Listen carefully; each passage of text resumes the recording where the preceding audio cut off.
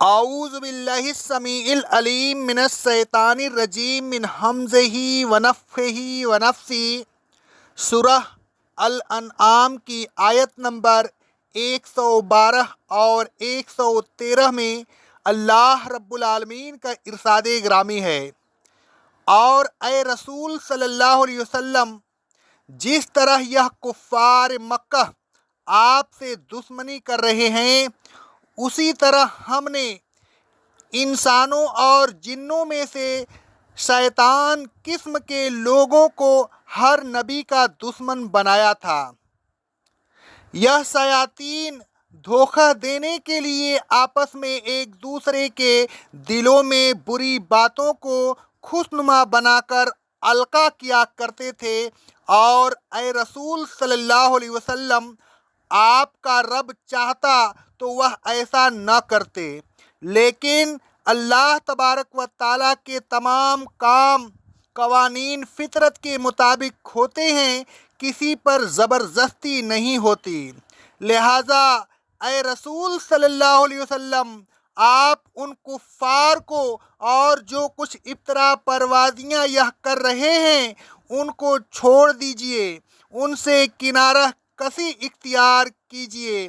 یہ شیاطین پرفریب خوشنما بات اس لیے کرتے تھے تاکہ جو لوگ آخرت پر ایمان نہیں رکھتے ان کے دل اس طرح مائل ہوں، وہ اسے پسند کریں، اور پھر جو گناہ وہ کما رہے ہیں کماتے رہیں۔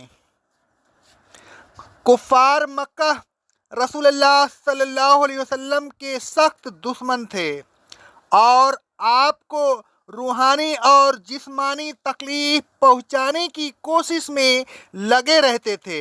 اللہ تبارک و تعالیٰ نے رسول اللہ صلی اللہ علیہ وسلم کو تسلی دیتے ہوئے فرمایا، وَكَذَلِكَ جَعَلْنَا لِكُلِّ نَبِيٍّ عَدُوًّا الشَّيَاطِينَ الْإِنسِ وَالْجِنِّ۔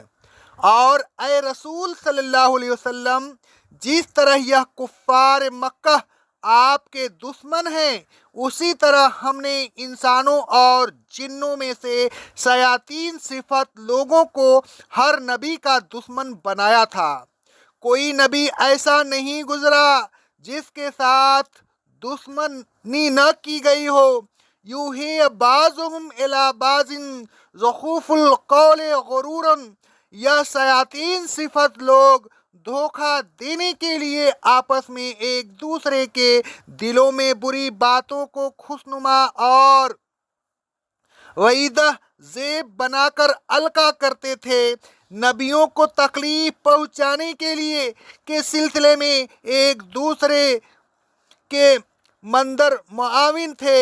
اگر نبیوں کو تکلیف پہنچانے کے سلسلے میں کوئی پیچھے ہٹتا تو دوسرے اسے جا کر آگے بڑھاتے، اور نبیوں کی ایذا دہی کو مزید مزین کر کے انہیں نبیوں کے خلاف ابھارتے۔ وَلَوْ شَاءَ رَبُّكَ مَا فَعَلُوهُ۔ اور اے رسول صلی اللہ علیہ وسلم، اگر اللہ تبارک و تعالیٰ چاہتا تو وہ ایسا نہ کرتے، لیکن اللہ تبارک و تعالیٰ کی معیشت اور اس کے فطری قوانین ہی کچھ ایسے ہیں کہ ہر حق پرست کے ساتھ باطل پرست دشمنی ہی کرتے ہیں۔ آپ کے ساتھ بھی ایسا ہی ہو رہا ہے۔ آپ صبر کیجئے، درگزر کیجئے، فَذَرْهُمْ وَمَا يَفْتَرُونَ۔ اور انہیں اور جو کچھ افطرا پروازیاں یہ کر رہے ہیں ان کی طرف التفات نہ کیجئے۔ جو کچھ یہ کر رہے ہیں انہیں کرنے دیجئے، اور ان کی متعلق پرواہ نہ کیجئے۔ کافروں نے اللہ تبارک و تعالیٰ کی طرف بہت سی غلط باتوں کو منسوب کر رکھا تھا۔ مثلاً وہ کہتے تھے کہ اللہ تبارک و تعالیٰ نے فحش باتوں کا ہمیں حکم دیا ہے۔ اللہ تبارک و تعالیٰ اس کے رد میں فرماتا ہے سورہ الاعراف کی آیت نمبر 28 میں، اور یہ کافر جب بے حیائی کا کوئی کام کرتے ہیں تو کہتے ہیں ہم نے اپنے آبا و اجداد کو اسی طرح کرتے پایا ہے، اور اللہ تبارک و تعالیٰ نے بھی ہمیں یہی حکم دیا ہے۔ اے رسول صلی اللہ علیہ وسلم، آپ کہہ دیجئے کہ اللہ تبارک و تعالیٰ بے حیائی کا حکم نہیں دیتا۔ کیا تم اللہ تبارک و تعالیٰ کی طرف ایسی بات کو منسوب کرتے ہو جس کا خود تمہیں بھی علم نہیں؟ نہ تمہارے اعتماد تو بس سنی سنائی باتوں پر ہے۔ بعض چوپایوں کو انہوں نے اپنے اوپر حرام کر لیا تھا، اور بعض چوپایوں کو اللہ تبارک و تعالیٰ کا نام لے کر ذبح نہیں کرتے تھے، اور ان باتوں کو اللہ تبارک و تعالیٰ کی طرف منسوب کرتے تھے۔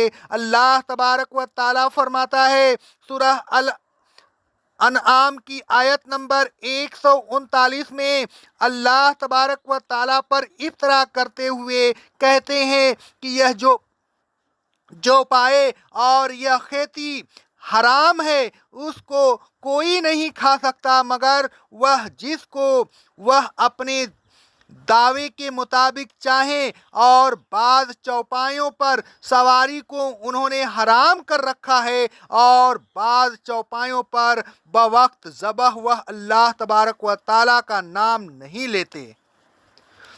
ان کی افطرا پروازیوں کی حد ہو گئی کہ انہوں نے شرک تک کو اللہ تبارک و تعالیٰ کی طرف منسوب کر دیا تھا۔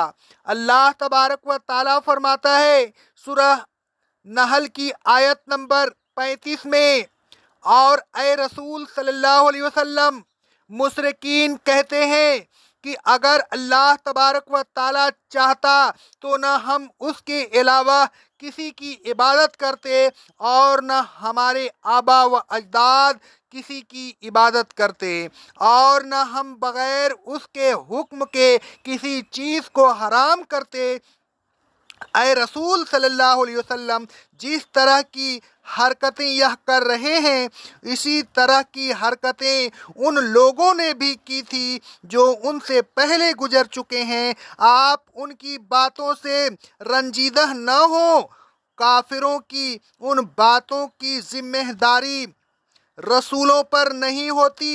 رسولوں کی ذمہ داری تو بس اتنی ہوتی ہے کہ احکام الہی کو صاف صاف پہنچا دیں۔ آگے اللہ رب العالمین فرماتا ہے وَلِتَصْغَىٰ إِلَيْهِ أَفْئِدَةُ الَّذِينَ لَا يُؤْمِنُونَ بِالْآخِرَةِ وَلِيَرْضَوْهُ وَلِيَقْتَرِفُوا مَا هُمْ مُقْتَرِفُونَ۔ اور اے رسول صلی اللہ علیہ وسلم، شیاطین کا بری باتوں کو مزین کرنا اور کافروں کا اللہ تبارک و تعالیٰ پر افطرا کر کے بری باتوں کو جائز کر لینا، اس کا مقصد صرف یہ تھا کہ جو لوگ آخرت پر ایمان نہیں رکھتے ان کے دل ان برے کاموں کی طرف مائل ہوں اور ان کاموں کو پسند کریں، اور پھر جو گناہ وہ کر رہے ہیں کرتے رہیں۔ ظاہر ہے کہ جب گناہ کو مزین کر کے نیکی بنا دیا جائے، یا جب گناہ کو اللہ تبارک و تعالیٰ کی طرف منسوب کر دیا جائے، تو پھر کون شخص ہے جو اس گناہ کو برا سمجھے۔ ہر بدعت کے ساتھ یہی ہوتا ہے کہ شیطان اسے مزین کر کے نیکی بنا دیتا ہے۔ اسی طرح اللہ تبارک و تعالیٰ کی خوشنودی کے لیے کسی چیز کو حرام کر لینا بھی زہد میں شمار ہونے لگتا ہے۔ بزرگ پرستی کو محض یہ سمجھ کر نیکی سمجھا جاتا ہے کہ یہ بزرگ اللہ تبارک و تعالیٰ کے پیارے ہیں، لہٰذا ہم جو کچھ بھی ان کے ساتھ کرتے ہیں اللہ تبارک و تعالیٰ اس سے خوش ہوتا ہوگا۔ غرض یہ کہ شیطان کے بہت سے حربے ہیں جن کے ذریعہ وہ لوگوں کو گمراہ کرتا رہتا ہے۔ اے لوگوں، شیطان سے غافل نہ رہیے، اس سے ہوشیار رہیے، کہیں ایسا نہ ہو کہ وہ شرک اور گناہوں کو مزین کر کے آپ کو گمراہ کر دے۔ اے لوگوں، آخرت پر مضبوطی کے ساتھ ایمان رکھیے، اس لیے کہ جو لوگ آخرت پر مضبوط ایمان رکھتے ہیں وہ مشکل ہی سے بہکتے ہیں۔ اللہ تبارک و تعالی ہم تمام لوگوں کو شیطان کے فریب سے محفوظ رکھے۔ اقول قولی ھذا استغفر اللہ استغفر اللہ استغفر اللہ۔